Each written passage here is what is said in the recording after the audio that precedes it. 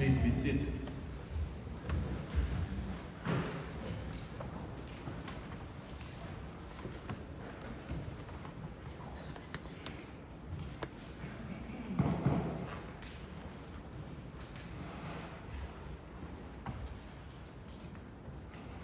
Beloved, have you ever been part of a crowd?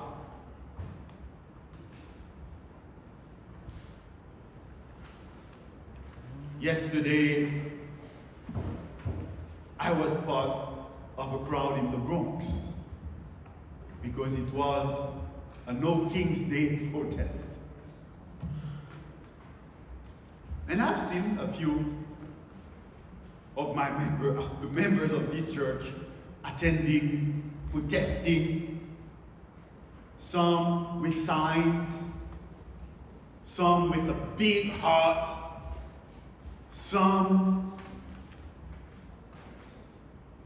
saying, get the church to pay taxes. All kinds of signs.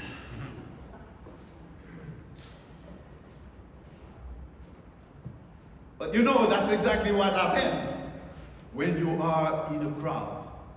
You don't necessarily know when the tune is going to change.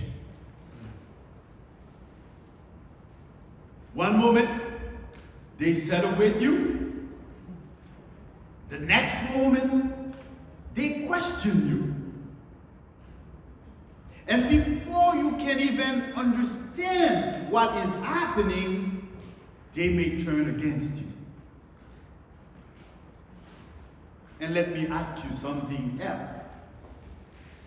Have you ever been part of a crowd that changed its mind?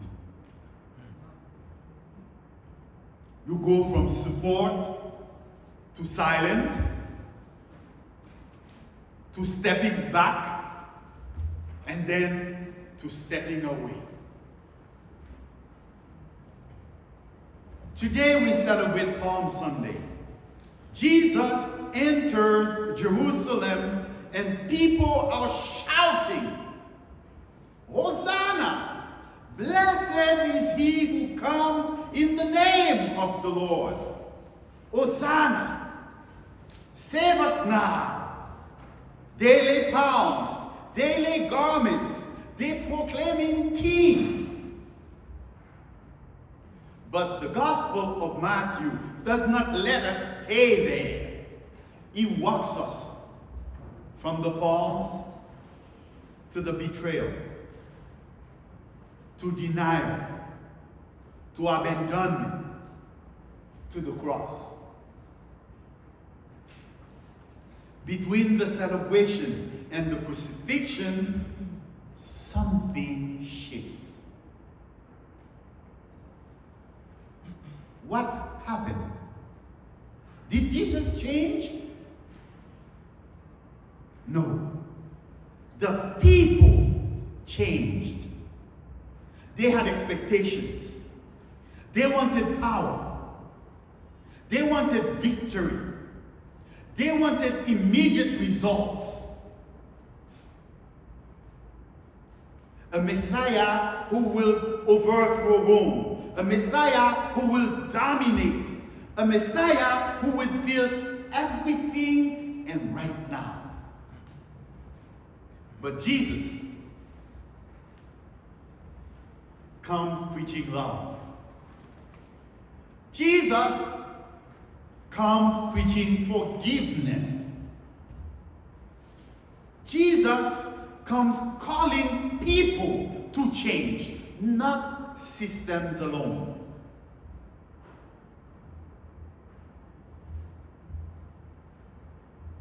I had a conversation with a friend once, and I told him that we need to change the systems. And he looked at me and said, and who makes the system?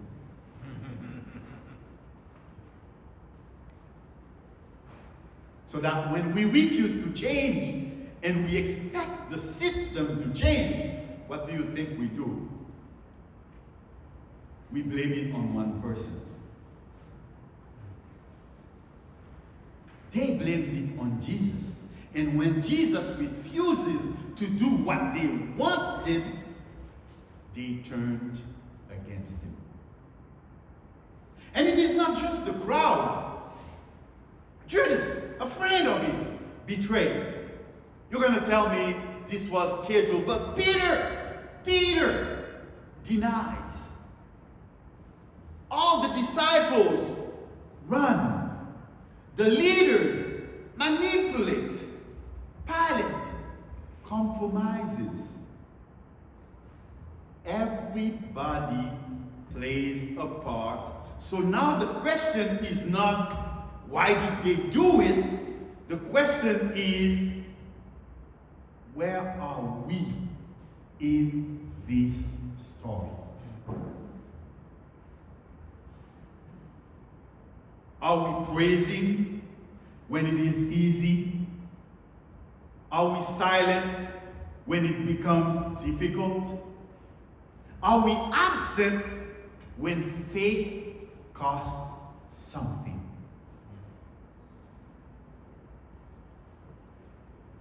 My question to you, and you're going to hear it time after time in my ranting, will you still follow when the crowd turns?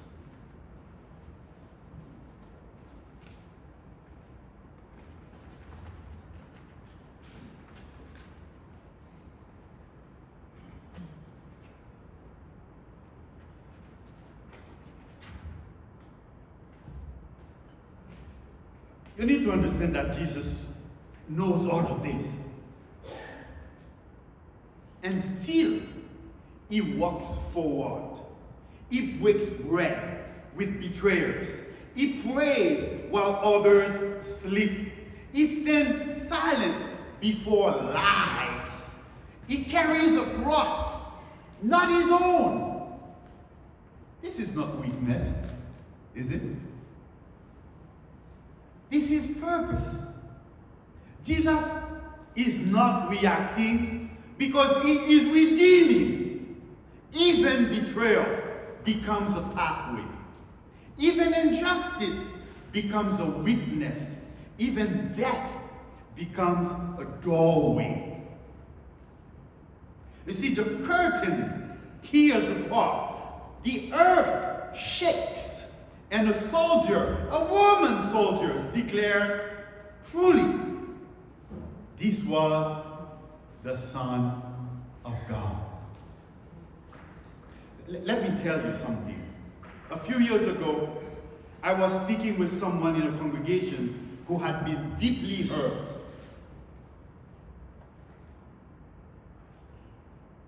A close friend, someone they trusted, turned on them, spoke against them, undermined them, walked away like the relationship meant nothing, and this person told me, Father, I don't think I can never trust again. Not because they were weak, but because they were wounded.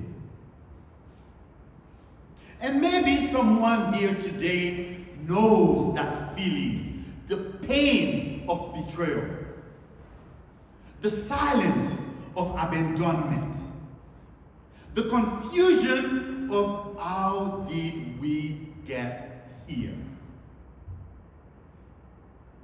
And what stayed with me was their question.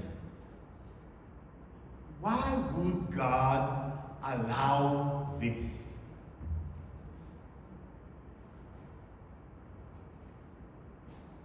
Will you still follow when the crowd turns?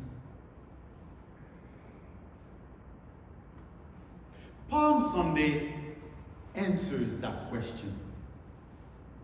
Because the same crowd that cried Hosanna is the same crowd that cried, crucify him. And if we are honest, both of those voices live in us.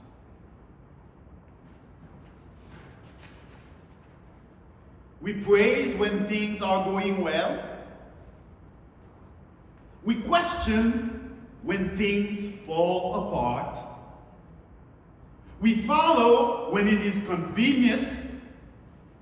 We hesitate when it is costly. But Jesus keeps walking through betrayal, through denial, through suffering, all the way to the cross. And here is the good news. Betrayal does not stop God. Failure does not cancel God's love. Even death does not defeat God.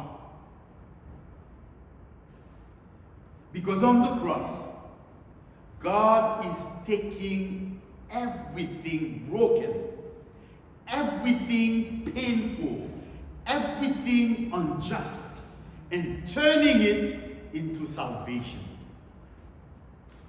So the challenge is not just to have palms. The challenge is to follow Jesus. When expectations are not met, when people disappoint you, when the crowd turns, will you still follow when the crowd turns?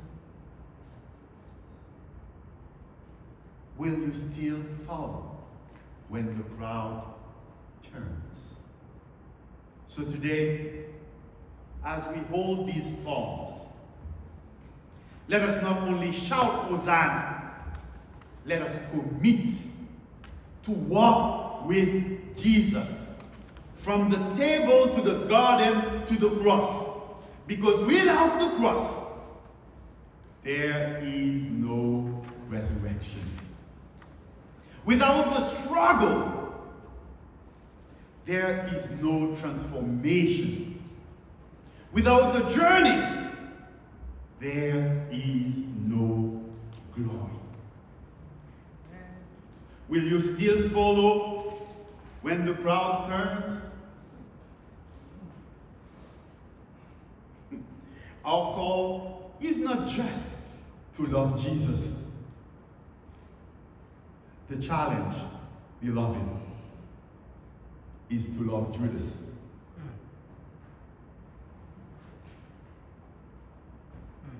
Let me leave that sit in your hearts 1 minute.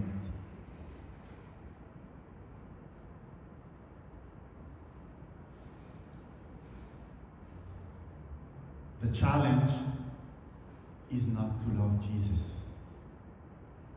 It is so easy to love Jesus.